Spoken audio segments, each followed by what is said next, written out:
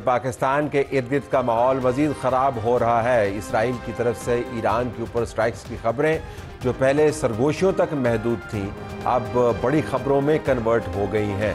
Iran का जौहरी nuclear programme Israel को खटकता है। ये सलाहियत अभी उसके पास मौजूद नहीं है, लेकिन इसराइल का मानना यह है कि ये सलाहियत उसके पास होनी ही नहीं चाहिए। अमेरिका की तरफ से एक डील ईरान को ऑफ़र की गई है और लगता है कि ये डील अपने आखिरी कदमों पर खड़ी है। अगर आप अभी तक होने वाली डेवलपमेंट्स को देखें तो अमेरिकी अखबारात के अंदर ईरान के ऊपर इसराइल के मुमकिना हमले के बारे में बड़ी बड़ी खबरें और तज्ज़िये शाया हो रहे हैं, जिसके अंदर ये कहा जा रहा है कि अमेरिका की इंतज़ामिया की तरफ से ये जो इक़दाम किए गए हैं, जिसके अंदर जो नॉन एसेंशियल स्टाफ है उनका बगदाद के अंदर, कुवैत के अंदर, बहरीन के अंदर उनको वापस बुलवाया गया है। और जब अमेरिका का सदर ये खड़ा हो के कह रहा हो कि हमें ये स्टाफ वापस बुलाना है क्योंकि ये एक बहुत ही डेंजरस प्लेस बन सकती है, तो पैगाम बड़ा वाज़े है कि इन हालात में मज़ीद ख़राबी आएगी। और फिर जब अमेरिकी सदर से ये भी पूछा जाता है इन खबरों के मुताबिक कि आपके ख्याल में वो जो डील जिसके बारे में आप बहुत पुरुमीद थे वो डील आपको कहाँ पर खड़ी नज़र आती है, तो वो कह रहे थे कि अब मुझे इसके बारे में कम उम्मीद है। तो ईरान के लिए इन इखबारी तज्ज़ियों और ख़बरों के मुताबिक द क्लॉक इज़ टिकिंग, यानी उसके लिए वक्त जो है वो कम है। ईरान की तरफ से रद्द-ए-अमल बहरहाल बड़ा वाज़े है और ईरान ने धमकी दी है कि अगर अमेरिका के साथ कोई तनाज़ा छिड़ता है तो ख़ित्ते में मौजूद तमाम अमरीकी फ़ौजी अड्डों को निशाना बनाया जाएगा। ईरान ने अपनी फ़ौजी मशक़ें मुकर्रर वक्त से पहले शुरू कर दी हैं और ईरानी वज़ीर दिफ़ा का मानना यह है कि जंग मुसल्लत की गई तो दुश्मन के नुकसानात ईरान के मुकाबले में कहीं ज़्यादा होंगे। अगर आप इन खबरों को देखें तो ईरान इसराइल और अमेरिका के दरमियान किसी किस्म का फ़र्क रवा नहीं रख रहा। उसका मानना यह है कि इसराइल ने अगर हमला किया तो इसके पीछे यकीनन अमेरिका की आशीर्वाद होगी। बीच में इंटरनेशनल एटॉमिक एनर्जी एजेंसी ने छलांग लगा दी है। ये वो इदारा है जो वैसे तो न्यूट्रलिटी के साथ काम करता है, लेकिन ईरान ने एक दावे के मुताबिक जब इसराइल की खुफिया दस्तावेज़ात हासिल की तो उसको पता चला कि जो मालूमात वो IAEA के साथ शेयर करता रहा था, वो शेयरिंग जो है IAEA इसराइल के साथ कर रहा था। यानी जो मालूमात वो बैनुल-अक़वामी इदारे को एतमाद पर मबनी बता रहा था, वो मालूमात एक इमानत थी और बैनुल-अक़वामी मामलात को तय करने के लिए थी, वो बाहमी ताल्लुकात को निभाने के लिए नहीं थी। लेकिन IAEA अपनी न्यूट्रलिटी को एक तरफ उसने रख दिया और ईरान के इल्ज़ाम के मुताबिक उसने इसराइल के साथ ये मालूमात शेयर कर दी, जिसके मुताबिक इसराइल के पास अब बुनियादी मालूमात अटैक के लिए मौजूद है। सलाहियत उनके पास कितनी है, कौन से मिसाइल वो इस्तेमाल कर सकते हैं, किन किन फैसिलिटीज़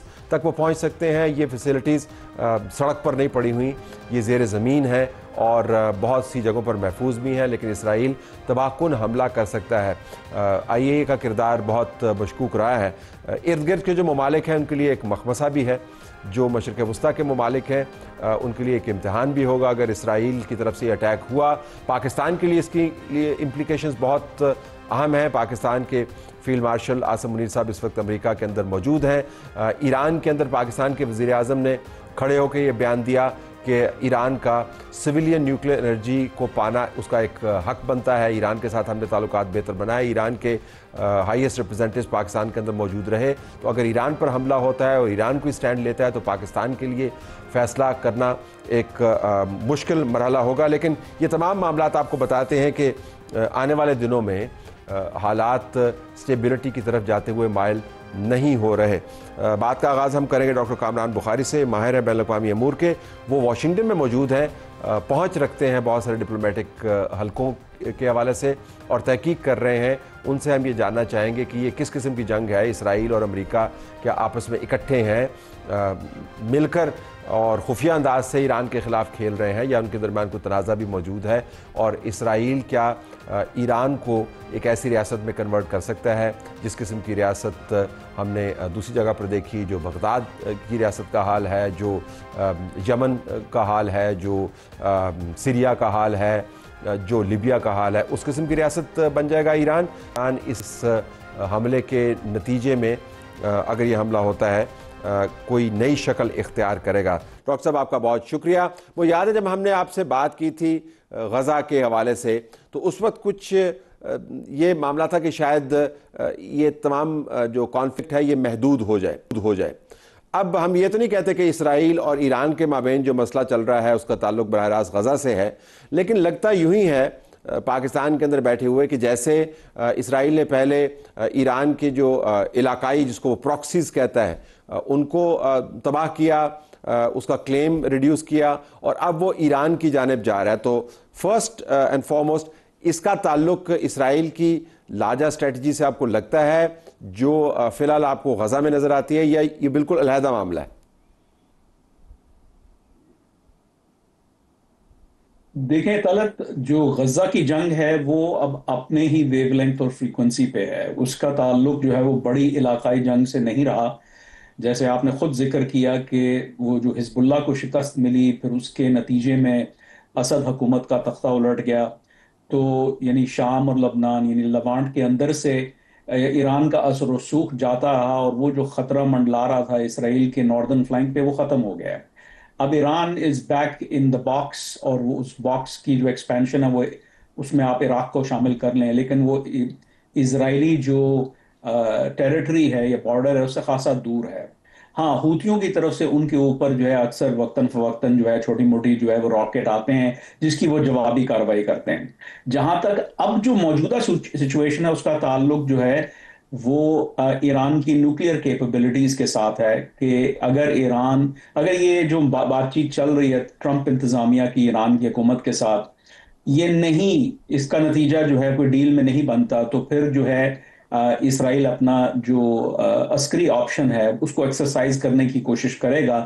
लेकिन उसमें भी अमेरिका के साथ उसके इख्तलाफात हैं इस मौजू को लेके, और उसकी हम तफसील में जा सकते हैं, लेकिन आई थिंक इन सब चीज़ों को हमें थोड़ा डिसएंटेंगल करने की ज़रूरत है।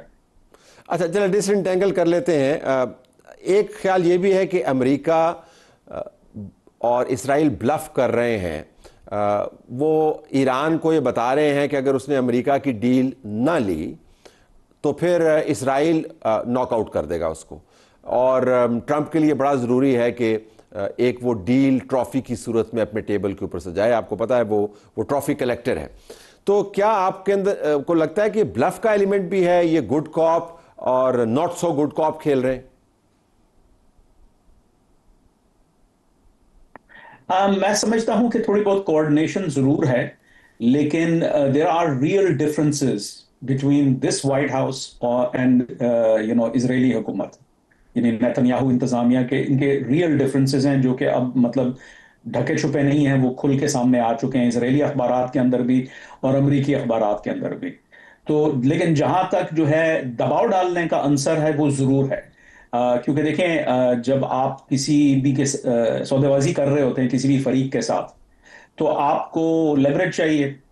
तो अगर अगला जो है वो रेजिस्ट कर रहा है और वो कह रहा है कि नहीं, मैं तो जो है इनरिचमेंट तो मैं करूंगा ही करूंगा, तो फिर आपके पास चॉइसेस क्या हैं उनको दबाने के लिए? तो फिर आप यही कहेंगे कि देखें, इसके नतीजे में जो है, फिर अगर ये करोगे तो इसका नतीजा ये है कि आपके ऊपर जंग मुसल्लत हो जाएगी।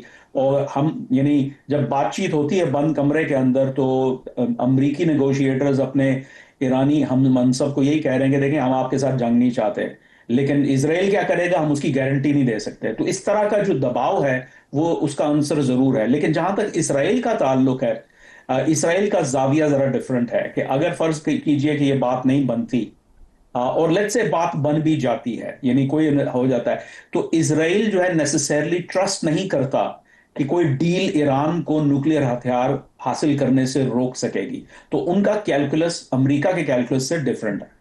अच्छा, ये बड़ी दिलचस्प बात है कि ट्रंप एडमिनिस्ट्रेशन ने ओबामा इंतजामिया की जो डील थी उसको रद्दी की टोकरी में डाल दिया। सो इन अ वे जो ज़मानत अमेरिका की तरफ से तसलसल के साथ दी जा सकती थी कि ईरान ये काम नहीं करेगा और हमारी इनके साथ डील है, उस ज़मानत की झिझक भी अब नहीं है इसराइल के सामने।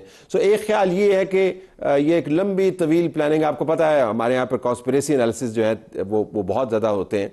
तो एक असेसमेंट ये भी है कि जी ये पहले से प्लान किया हुआ था कि पहले अपनी जो डील की हुई है जिसके ज़रिए आप उस डील का हिस्सा थे, आपने भी ईरान को कुछ एश्योरेंसेस दी थी, उसको आप नाकारा करें, नाकारा करने के बाद इसराइल को खुला हाथ दे दें, गजा के अंदर जो मर्जी करें, ईरान को बॉक्स इन करें और फिर आखिर में आके धड़ाम धड़ाम धड़ाम। तो I want to get your assessment कि अगर ओबामा इंतजामिया की डील होती इस वक्त तो क्या इसराइल इतना ही बिफरा हुआ आपको नजर आता या ज्यादा रिस्ट्रेंड होता?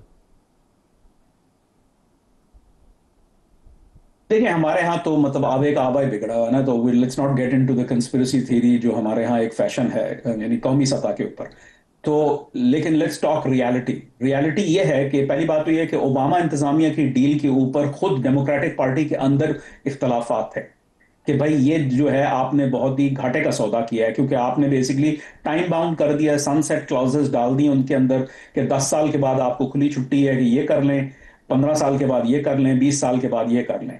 तो ultimately you just kick the can down the road. फिर वो जो डील थी वो बाकी जो ईरान की इलाकाई प्रावस है उसको तो एड्रेस ही नहीं कर रही थी, बैलिस्टिक मिसाइल्स को एड्रेस नहीं कर रही थी। जो अब जो इंतजामिया उन गलतियों का सुधार करने की कोशिश कर रही है, बड़ा मुश्किल है लेकिन कोशिश कर रही है। जहां तक ताल्लुक है कि जी ये कोई सोचा समझा मंसूबा था, देखिए इस तरह नहीं होता।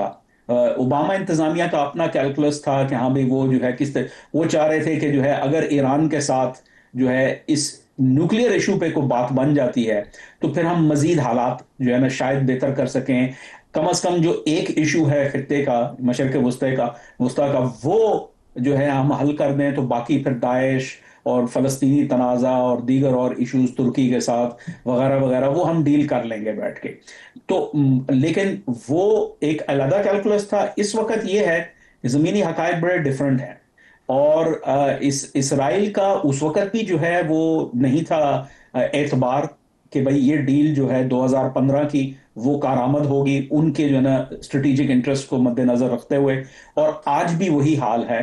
और फिर ये है कि देखें, ये तो एक हम समझते हैं कि अमेरिका और इसराइल जो है वो एक टैग टीम है। वो एक टैग टीम उस तरह नहीं है, उनके आपस में जेन्युइन जो है ना डिवर्जेंस ऑफ इंटरेस्ट हैं। इसराइल उस खित्ते में रहता है, वो ईरान को और अपनी इलाकाई जो खतरात हैं उनके अपनी जो है ना अपना सिक्योरिटी के लिए वो मुख्तलिफ जाविये से देखते हैं। अमेरिका बहुत दूर बैठा हुआ है। अमेरिका तो ये कह रहा है कि भाई हम जाने वाले हैं, तो वो एक आर्किटेक्चर तैयार कर रहा है, ना सिर्फ इस खित्ते के अंदर, यूरोप के अंदर भी और ईस्ट एशिया के अंदर भी।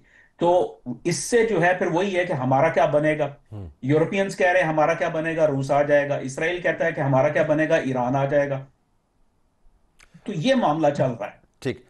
अगर मैं अब आपसे पूछूं कि ईरान के लिए क्या ये वजूद को खतरे में डालने वाला लम्हा है, एग्जिस्टेंशियल थ्रेट है आपके ख्याल में, या बहुत सारे जो माजी में उस रियासत को धचके लगे और जंगें हुई उसी किस्म का एक और मसला होगा, वो बतौर रियासत डाउनग्रेड होंगे, उनकी कैपेबिलिटीज डाउनग्रेड होंगी, लेकिन कोई वजूद को खतरे वाली जंग नहीं है? आपकी रीडिंग क्या है? देखिए, मैं समझता हूँ इस जंग से को जो है ना शायद चीजें कैटलाइज हों, लेकिन ईरान जो है वो अंदरूनी तौर पे एक एवोल्यूशनरी रेजीम चेंज के प्रोसेस से गुजर रहा है। वो कोई उसको 10-12 साल हो चुके हैं इस प्रोसेस को चलते हुए। पता नहीं आपको याद हो, पिछले अप्रैल 2024 में मेरी एक बड़ी डिटेल्ड रिपोर्ट आई थी, न्यू लाइन्स ने पब्लिश की थी कि भाई पोस्ट खामेनी ईरान की खदोखाल क्या होगी। तो ये एक इन्फ्लेक्शन पॉइंट है। उनकी इकोनॉमी नहीं चल रही, उनकी आवाम जो है 80% के करीब जो है ना रियासत के खिलाफ है, अकॉर्डिंग टू जो है जो सर्वेज हमें मिलते हैं। वैसे तो सर्वे करना उस मुल्क में बड़ा मुश्किल है। फिर यह है कि उसको इलाकाई पसपाई हुई है। फिर जो सबसे जो बड़ी चीज है वो ये है कि इंट्रा इलीट डिफरेंसेस जो हैं, यानी जो कंजर्वेटिव जो अपना एस्टेब्लिशमेंट है ईरान की, उसके अंदर डिफरेंसेस हैं कि भाई इन हालात से निपटा जाए तो कैसे निपटा जाए। तो फिर यह है कि फिर उनके 85 साल जो सुप्रीम लीडर हैं वो भी ज्यादा देर रहेंगे नहीं। इनके जाने के बाद क्या होगा, मेरा अपना अंदाजा ये है कि जो वहाँ की जो मिलिट्री है वो जो है ना उसका असर रसूख क्या, उसका कंट्रोल बढ़ जाएगा, और जो थियोक्रेसी है वो कमजोर पड़ जाएगी। It will become a more of a military dominated state. तो ये सारी चीजें हैं। How does Iran get from this side of that process to the other end, ये अब देखें। सॉफ्ट लैंडिंग होती है, किस हद तक होती है, क्या होती है। तो इसका ताल्लुक जंग से नहीं है। तो यानी कहने का मकसद यह कि ईरानी रियासत को there is a war within, ठीक। And the war from without is much less of magnitude. अच्छा, अगर ज़रा हमें जनरलाइजेशंस नहीं करनी चाहिए, ज़रा आप जैसे जो अकम्पलिश्ड एकेडमिशियंस हैं वो जनरलाइजेशन से गुरेज करते हैं, लेकिन अमूमी बात समझाने के लिए, एक आर्गूमेंट बिल्ड करने के लिए, जो डिसफंक्शनल रियासतें हैं इस ख़त्ते के इर्द गिर्द, उस ख़त्ते के अंदर उनकी तादाद बढ़ती जा रही है। इर्द गिर्द देखें तो यमन है, सूडान है, अंदर आ जाएं तो सीरिया है, फिर लिबिया है, फिर इराक़ की हालत आपके सामने है, अफ़गानिस्तान हमारे साथ बिल्कुल जुड़ा हुआ है।